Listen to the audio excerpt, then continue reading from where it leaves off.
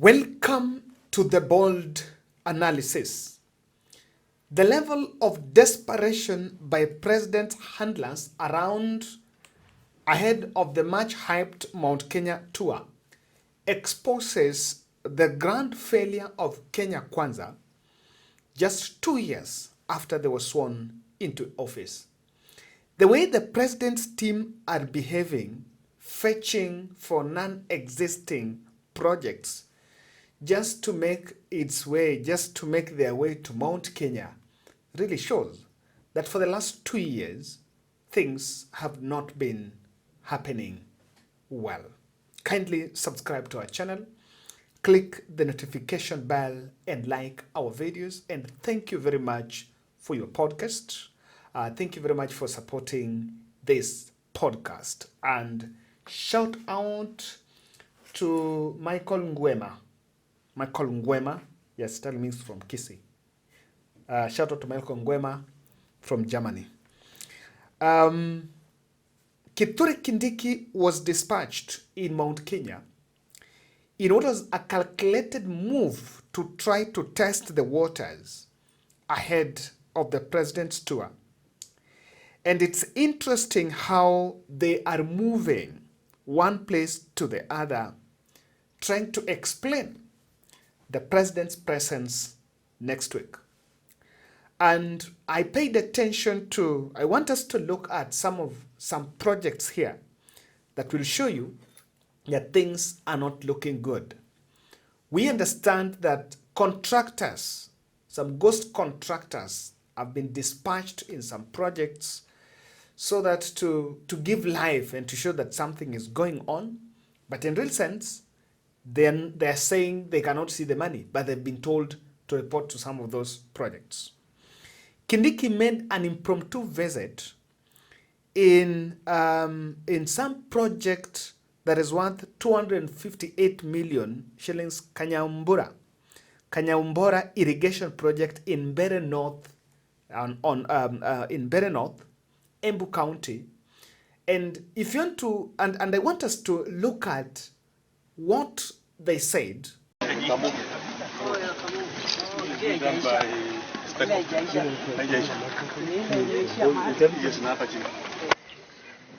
So nimefika hapa leo tukiwa na mbunge wa hapa Mbeere North. Leo nilikuwa nimesimama na rais kuangalia mahali hii mradi imefika. Hii mradi ilifunguliwa na rais mwezi wa Oktoba mwaka uliopita, mradi wa kunyunyizia mashamba maji zaidi ya familia 1000 sehemu hii ya Kanyombora.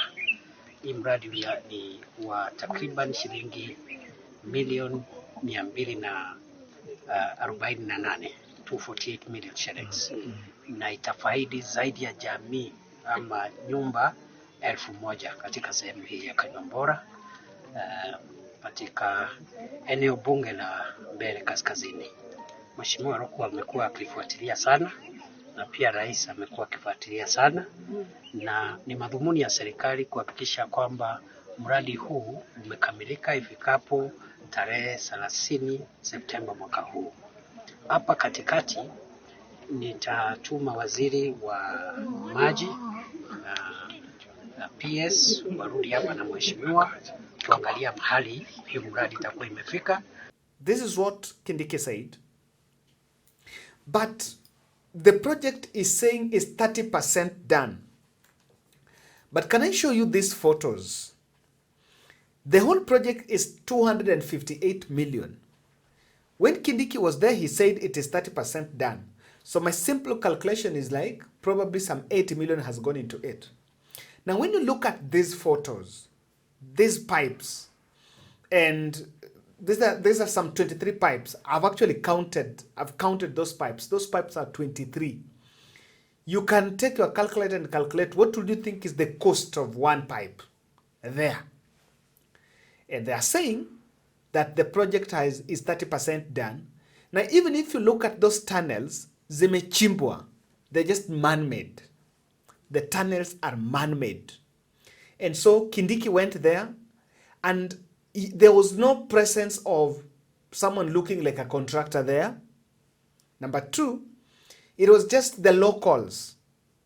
And so Kindiki postured there as trying to inspect that project. I understand that probably that is one of the projects that William Ruto was supposed to launch.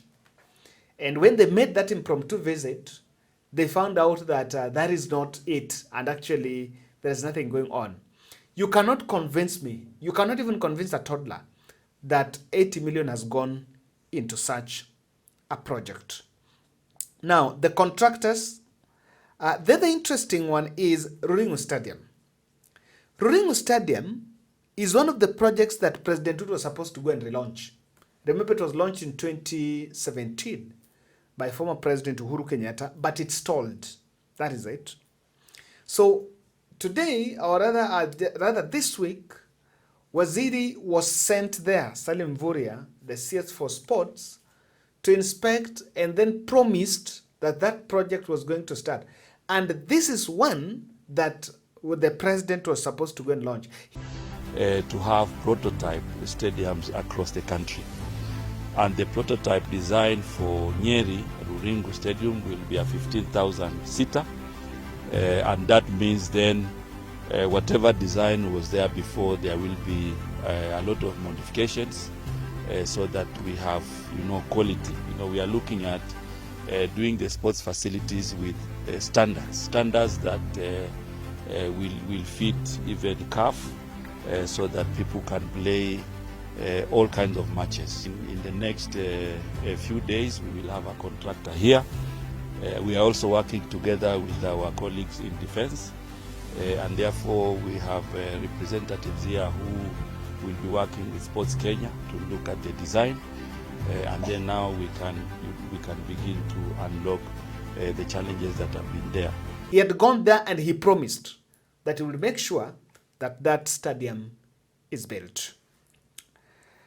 Interesting one. For better part of the day, these two photos have been trending.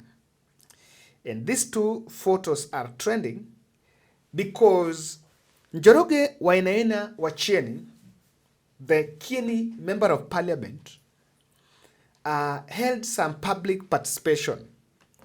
And was saying, Karibu, Your Excellency William Ruto Kieni is ready to host you. Mwichwiri residents are happy over 3,000 landowners to receive their title deeds. We were elected to represent and work for the people. We were not elected to do politics. We must leave a legacy. Now, he was actually talking about this, that that is his legacy, that 3,000 landowners were going to get titles. But the locals also said that that is not a new project. The issue of Nini is not there. And in 2017, Uhuru Kenyatta issued 3,000 titles to the 3,000 acres of land. And this is the photo, and this is the other screenshot, Kanini Kega. Finally, after waiting for 46 years, Mwichwiri residents received their titles for the 3,000 acres of land. Thanks His Excellency President Uhuru for listening to our plea, Idui Nguria Irigo. I've not mentioned it well, and you will understand why I didn't get it right. So there was a debate, and the locals are raising a point saying that there is no new project. That is not something new, and the issue of the title deed had been sorted by former President Uhuru Kenyatta. In fact, I got this feedback, and let's look at it. Truth be told, no other title deed is being used. Someone sent me this message. The ongoing process is just the verification of deeds issued in 2017, which only lacked green card, which is now available. The cases were terminated after those who had gone to court agreed to resettle the issues and after failing to appear for several hearings. A kangaroo court at Nyogohini, those wazees agreed to settle the matter, and the titles are now valid after the green cards. He's coming to launch green card, maybe, no titles. So that has been raised, that project. And that is why Idulu connection is Kumodo. Kumodo is just trying to fetch. They're just being fetched. and this one for title deeds should have been left to Waziri Alice Wahome. And I've also gotten a video when Uhuru Kenyatta actually visited that place in 2017. Listen to this. Aya mama, asanteni sana. Ndio hapo. Sasa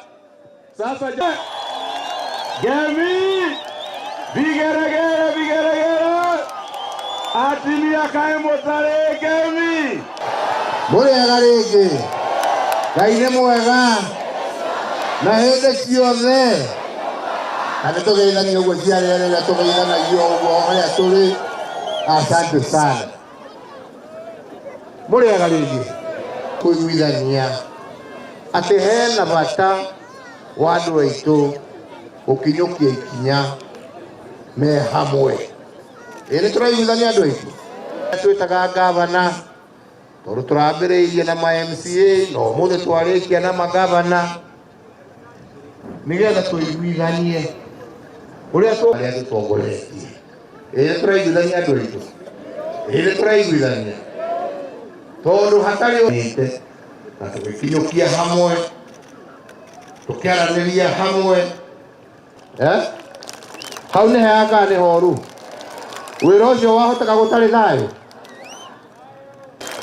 enyitanĩre kuma Sagana kũrĩa twoima kinya na Rumoro nĩgĩ gavana Kahiga ongererwo mbeca. So Uhuru Kenyatta visited that Kieni on issuance of that title deed. You will also understand that even Ndindi Nyoro is rushing to launch his projects, and there is one plateau that you can see here. This one you're seeing here, allegedly the president was supposed to come and launch it. Now Akarash, it was the name of the president which was supposed to be there. Amongst the in Murang'a tour, that was supposed to be launched by the president. And that is why Ndindi Nyoro rushed and launched it. So he's been deprived of that opportunity to gather people around that and talk about launching. Now, you'll understand that around the Mount Kenya tour, emotions are high. Watu wamekasirika na watu wanaongea na hasira sana. And you will not know why. This is Oscar Sudi, even addressing school girls, school children, pupils, students somewhere, talking to them about politics. And when you listen to his nini, when you look at that photo, you realize, that video, you realize he was actually addressing school children. Na hii ninasema kila siku, mambo ya ukabila ni mambo ya ujinga ya hali ya juu. Ukisikia mtu popote anasema mimi ni Mkisii, mimi ni Mkalenjin, mimi ni Mkapa, ambia heshima nini. Ya kwanza unasema mimi ni Mke ama na nani? Kuongea lugha sio ukabila. Lakini kwa mkabila mpaka unasema hapa ni kwetu, pale ni kwenu. Wewe huwezi pewa hii ama huwezi kugawiwa kitu fulani kwa sababu wewe ni kabila fulani. Hiyo ni ujinga ya juu. Tunakubaliana? Na mimi nataka niwaambie na msikize. Especially Irrigation. Watu wengi wamejaribu sana kukoroga. Kwa sababu ya mambo ya ukabila. Ukiwa Wasingishu, ukiwa Turkana, ukiwa Mombasa, ukiwa Katundu, ukiwa kila kona pembe zote la Kenya, wewe ni Mkenya, wewe sio autoki kwingine, penye utajenga, penye utasoma watoto wako, penye utasoma, hapo ni kweli. Tunakubaliana? Na ndio unaona wareni iko mixed up. Si kila mtu hapo. Sisi kuna watu wote Kenya yote nzima. So mambo ya ukabila watu hawaachi. Mnajua ule mtu alikuwa deputy president wa zamani, ule wa Munyoro, mnajua Shangwe, mnajua tulikuwa kwa nini? Hatukukuza kwa sababu nyingine, tulikuza kwa sababu ya ukabila. Ujinga. Mtu umekuwa deputy president wa Kenya, nataka msikize nyinyi wanafunzi. Umekuwa gavana wa Singishu, bado unasema ati nini mkale? Sio ni kumbavu. Tulifukuza wale wa Munyoro kwa sababu ya ukabila. Anachukua Wakikuyu ati watu wa Mount Kenya. Wacha msikie, mnisikize vizuri. Kama kuna watu sio wa kabila, ni watu wanatoka Mount Kenya. kwa sababu ukienda Turkana utawapata, ukienda Bungoma utawapata, ukienda Kitale utawapata, ukija Wasilisho utawapata, ukienda Lamu utawapata. Alafu anapata mjinga mwingine anasema sisi watu wa mlima. Sisi unaambia mtu tunakuza na kweli kabisa. Mtu akili kidogo kama ya kuku. Wewe umepewa kwenda mimi president ya Kenya mzima. Unakuja unasimama unasema ati sisi watu wa mlima. Mnakubaliana na mimi nyinyi? Tuache maneno ya ukabila. Tushikane kama Kenya. Tukue kitu moja. Na hiyo ndio sisi tuko na mtu apenda asipenda hata ukazika meza wewe. Lakini ukabila Kenya hii tawe. Haiwezekani. Tunakubaliana? Ni kama mshinda mwingine hapa Trans Nzoia. Kuna mwingine hapa Trans Nzoia huyu kama Trans Nzoia. Watu wetu. Watu wetu wanapea sumu raia kuanzia asubuhi mpaka jioni. Badala afanyie raia kazi yake ni kutenga watu wetu. Sasa watu wetu mpaka lini mkapeleka hapa? Kama hajafanya kazi yote, kazi yake ni kuzunguka tu na kuongea matope kuanzia asubuhi mpaka jioni. Na ndio mimi nataka niwaambie watu wa Kapseret, tukae imara, tupendane. Tukuja hapa Wareno, tufanye ile vitu inafaa, wanafunzi wetu wasome, au wazazi wafurahi, tuende mbele kama taifa ya Kenya. Sisi kama Kenya kwanza, tutazunguka Kenya hii, tutafanya kazi pembe zote za Kenya. Ule mtu wa Munyoro alianza kusema usikuja Mount Kenya, sijui Mount Kenya, tuko Mount Kenya next week. Na tunataka nionye wa Munyoro nikiwa hapa. Kama kuna watu walichangia kwa hii serikali, kama kuna wenye hii serikali kwa kura, ni watu wa Mount Kenya. Wacha wafanyiwe haki yao, wafanyiwe kazi yao kwa hii miaka 2-3 imebaki, tukutane 2027. Na wewe impeach, tafuta kama utamwacha impeachment, tukutane kwa deni. Wewe mkabila wewe hata usema unapigia kura na kwa moja na hii nyingine yote ndio atakupigia. Nataka tuambie hawa tunakuja Mount Kenya kufanya kazi na tuombi ni lazima tuwafanyie kwa sababu hawa ndio walilete hii serikali kwa mali kubwa. Hata kama sasa tuko kwa ile serikali ya muungano ile tumelete baba ndani. Sisi watu wa umoja kama vile wengi wao wanasema. Na tukae kama nchi moja, si ndio? Lakini usituambie ati tutaenda Mount Kenya, tutaenda Mount Kenya aje na hao ndio wali sacrifice. Kuamka mapema na asubuhi kupiga kura. Hiyo mbuzi ya Munyoro unajua sisi nani. Karibu Elijah Karoria. Some students. Mambo ni baya. And people are in panic. State officers and a clique of some MPs are even moving in villages, begging locals to receive the president, as if it is a favor that the locals are going to do in receiving the president. There is serious panic going on. And they're panicking because I think Ruto understands the effect of Rigathi venom there. Rigathi has really planted a venom, a very harsh venom there. And they know it's not going to be easy. And I think there was a pilot project of using Raila Odinga to complement the Mount Kenya vote that Rigathi Gachagua seemed to be carrying on his shoulders. And that project seemed to have failed.